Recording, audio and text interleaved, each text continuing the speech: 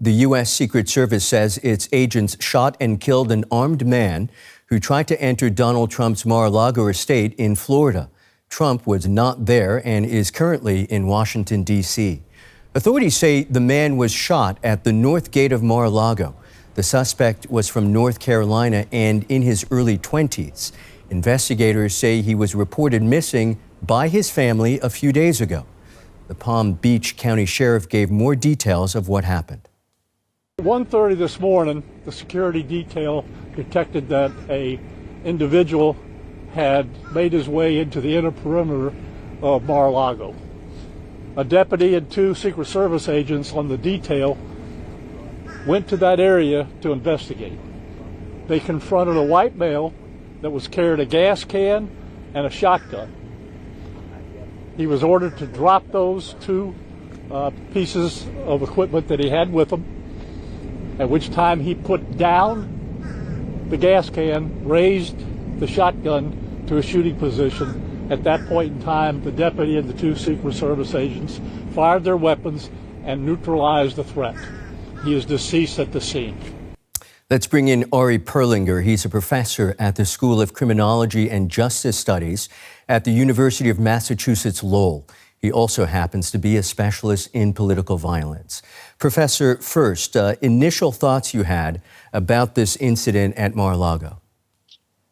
Well, I think we need to be very careful. We don't have too much information about what occurred at Mar-a-Lago, but at least the initial signs reflect the fact that this was probably another effort, another attempt to engage in some kind of acts of violence against the House or against the president himself. And I think that what we are seeing right now is not a series of isolated incidents. It's really it's a part of a sustained global wave of political violence that shows no sign of slowing down. If you look at what happened in the United States alone, the killing of Charlie Kirk, two assassination attempts against Trump, the murders of Minnesota lawmakers, Melissa and Mark Portman.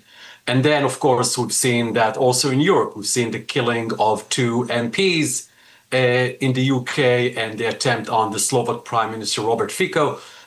We see that we are in the midst of a global wave of political assassination that is really not just isolated to the U.S. Yeah, we're going to dig a little deeper on that in a moment. You've written extensively about how political polarization fuels lone actor violence. I know we're all still piecing this event together, but so far, how is this incident consistent with what you've observed in the past?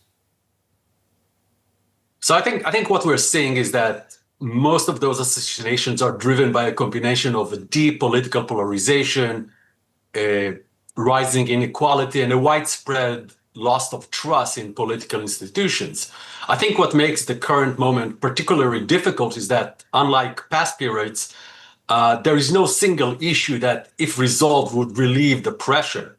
The grievances are diffuse, the divisions are identity-based, so there's really not a lot of shared space we're left for opposing sides to come together. And I think this kind of ongoing toxic environment eventually facilitate and encourage individuals who feel that this kind of extreme action can promote their political goals. You're talking about toxicity. Talk to us about the effect of political rhetoric.